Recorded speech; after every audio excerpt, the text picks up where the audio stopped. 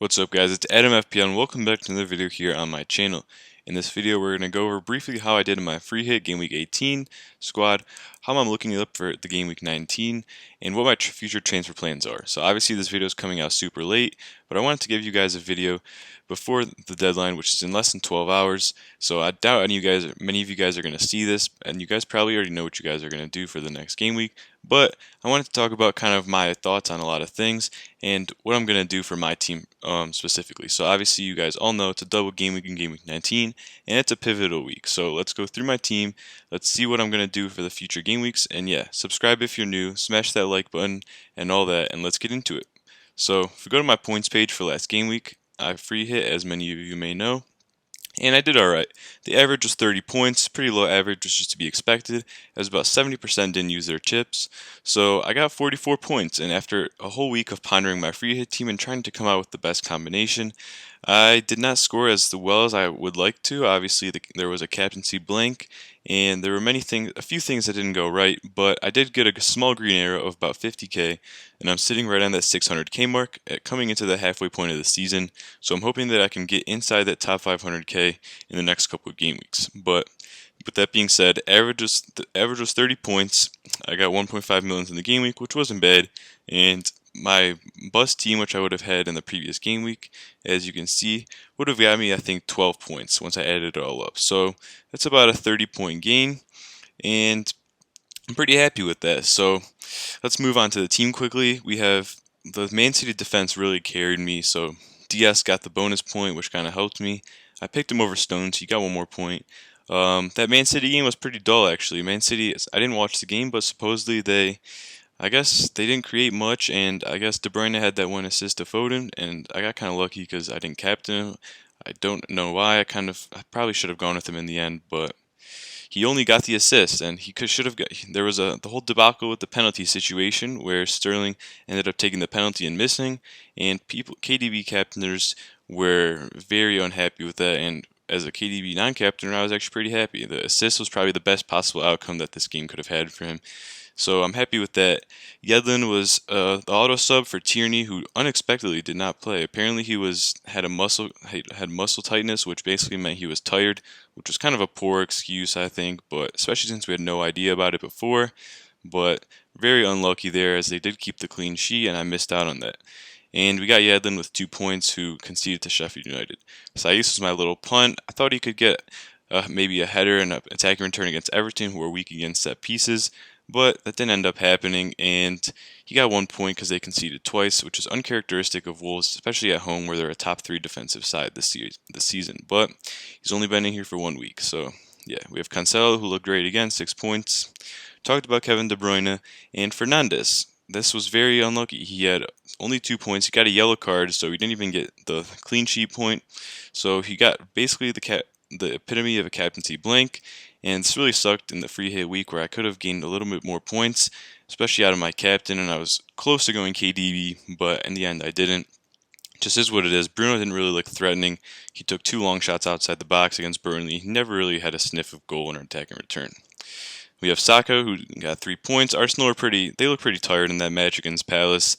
Looks pretty unlively, didn't create many chances. Same can be said with Lacazette, who he had 1 chance to hit the side netting, but other than that, didn't really have much going on for him. And yeah, I thought Arsenal could do me a little better, especially they didn't give me many points at all, only 5 with Tierney being out.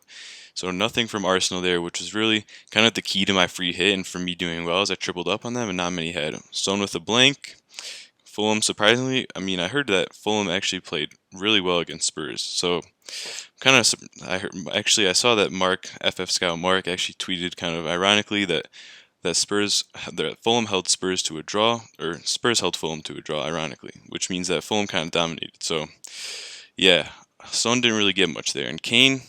And yeah, Son looked kind of tired, I heard, in that match. In the last 30 minutes, he looked a little fatigued, which is understandable. He's been playing the full game and running all over the pitch every game this season. Kane got the lone goal, got 8 points from him. The Spurs clean sheet didn't help, but I had Kane, could have captained him actually, but he was probably the 3rd best option that I was viewing, so never really close to consideration. Lacazette with a blank, and the bench with nothing. So decent week. Went up about 50k, But we move to this week, and I've actually already made one transfer. So I've done DCL to Antonio, and let me talk about this a little bit. So this is kind of a punt actually. If you look at it, he's 7% owned, which is kind of skewed because he's gone up a few percent because everyone's been transferring him in tonight before the deadline. And the only problem is there's a few pros, but there's also a couple cons. So the pros of getting Antonio in for me was obviously he has a double game week, and West Ham probably have the best double game week. They have Burnley at home and West Brom at home. And I think he'd really fancy himself in that Burnley game, getting behind in that defense. And West Brom concede the most headed attempts on goal in the league, where he could also do quite well in. So this is all good and all that, but the main con with him is that he has hamstrings that are literally made of macaroni and cheese. Okay, I kid you not. This man's hamstrings have been the things that have been derailing him throughout his career. This is why he's always injury prone, and he's kind of a risk, but you got to have some fun in this game sometimes. And I think that if he is healthy enough and he starts and actually gets, I'd be happy with him getting 70 minutes both games. That'd be amazing. And I think he's primed to do very well. So at 6 million, I think that this is a good transfer in for me, as it's kind of low-owned player. He has a good double game week, and West Ham just looks so much better when he's leading the line. And there was some rumor that they were going to start this Irish striker, this 17-year-old, but I never really believed that much because this Irish guy supposedly was also injured for 3 months, and they're not just going to bring him back in. I think this is just a case of West Ham kind of acting like they have more strikers, so it doesn't look like that Antonio's the only one. And I think that Antonio getting 90 minutes in the FA Cup game previously is probably a good thing for his fitness. And yeah, I just think that if he can stay healthy, a big knock on wood I think that this is a good transfer in for me, especially for the guy I did it out with, DCL, who my man has been performing very consistently all season, but has dropped off as of late, and he doesn't even have a fixture this game week as it has been postponed, because Villa had a COVID infestation in their training ground, so he doesn't play, and I get 2 more games instead of 0, so I think that this is a win no matter what, and this is my free transfer. Now, the other transfer I am considering, if we go to my transfer page, I'll talk about my team in a second. The other transfer I'm considering is to get John Stones in for most likely Stuart Dallas. So this would be a decent move for a couple of reasons. If we find John Stones here. Yeah, so this would be a good move for a couple of reasons. So one, I get the Man City defender double up, which would get me 2 more fixtures, and Dallas is 1. And I think that this would be a good option for me because Man City have just looked like a rock defensively. And I think the trio of Cancelo, Stones, and De Bruyne is the way to go. And my goal is to get there eventually. So I get the second player here with Stones in the defense. And I think he just represents great value at 5 million right now. Laporte and Ake are out injured, and Stones and Diaz have started 9 consecutive games and have led in 1 goal. So I think that Pep really likes the chemistry these two have, and I think that Stones is here to stay, and he's kind of regained his spot in that other center back pairing. So I think that Stones represents great value, and this is the positive, but there are some negatives to it. As you can see, there would be a -4 here, and this is another thing I would have to deal with. So obviously there are going to be many hits this week and many chips being played and all that, but off the bat I would start off with a -4. And the other thing is I'd have to bench one of these players. So I'm probably not going to bench Robertson, Cancelo, or Kufal, as they just have prime fixtures and are primed to do well, hopefully. So my choices would be to bench Justin in the defense, Grealish in the midfield, or Son, theoretically. Mendy's going to be on the bench. We already know that. And Adams or Bamford. So basically my choices are to bench Grealish, Justin, Son, or Bamford. As Adams and Mendy will already be on the bench, as well as Peacock Farrell. So this would be the team, and I'd have to bench one of these 4 players. So which one that would be is kind of hard to decide, right? So Justin has a double game week. Son plays the worst team in the league in Sheffield United. And Grealish also has a double game week. So you would probably most likely be benching Bamford, right? And he also has a good fixture. He's playing Brighton at home. And Brighton have looked very poor recently. So this is kind of the one negative thing. I would get a double game week, but it's basically what I've been pondering. So it's basically Stones -4 points against Bamford and Justin. So because most likely be benching Bamford in this case. So this is another transfer I'm considering for -4. I'll make this decision in the morning, but let me know what you guys think about that transfer in the comments below. And that's kind of the transfer plan. So if you guys haven't figured it out already, I'm most likely not going to be bench boosting because it's going to take me at least a -8 to a -12 to get a decent playing bench. So as you can see right now, Peacock Farrell doesn't play because he's got Pope, even though he's got the double. And Mendy doesn't really play now that Ndidi's back, and I don't think Mendy will probably get like 1 or 2 points, so total. So these guys would have to go, and this would have to be a double game week goalie, which would be a -4, and Mendy would have to be like a Suchek, which would be a -8. And then that still would be not the best bench boost, but it wouldn't be the worst. And then I could possibly move on Dallas to Stones. So potentially my bench would be then, it would be like an Areola or a Johnstone, a Dallas, and a Mendy. So let's look at that real quick. So if we move out these players,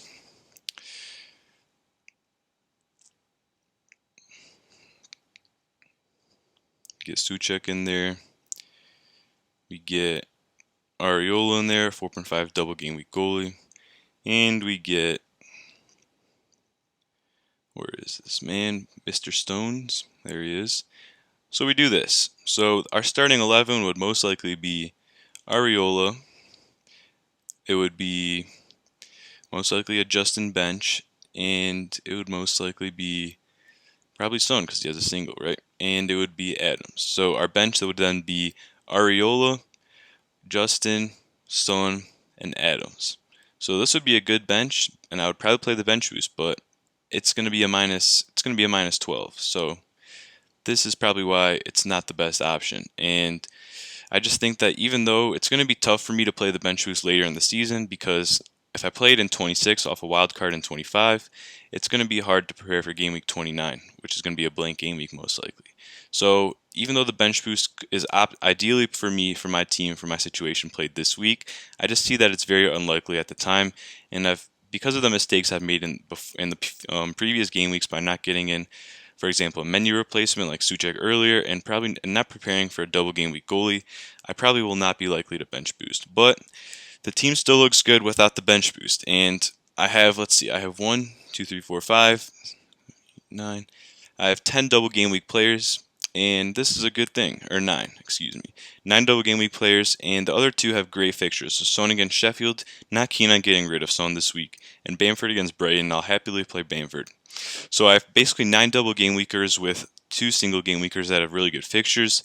So on paper, this team looks very good. And right now I have Mo Salah captain, definitely the best option in my team without De Bruyne. Fernandes could be the vice, but he's on 4 yellow cards, so if he gets a yellow card against Liverpool, then he will be out in the Fulham game, which is the easier fixture, obviously. So he's kind of a risk. I could still go with him, but right now I'm kind of going with a little maverick pick here. I've gone with Cancelo as the vice captain, but I think that overall this team looks pretty solid. I'm hoping for a green arrow. We'll see what happens. I've got a pretty strong thing. Let me know what you guys think about the Stones transfer, and let me know what your guys' plans are in the comments below for the double game week. If any of you guys see this before the deadline, that'll be greatly appreciated. It's a little bit of a quicker video. I hope I covered everything in terms of captaincy. By the way, I would probably captain Salah or De Bruyne, and the triple captain is definitely on the cards for those who are bench boosting this week. So I may still triple captain Salah this week. We'll see what happens. But with that being said, like I said, let me know what your guys' thoughts are in the comments below about my transfers and my team, and how your guys' teams are shaping up for the double game week. Let me know any transfer plans or questions you guys have, and I'll happily try to answer them before the deadline. So with that being said, smash the like button, subscribe if you're new. I hope you guys enjoy my content, and yeah, I'm going to keep making videos each week. So with that being said, it's Adam FPL, and I'll see you guys on the other side of the double game week and in the next video.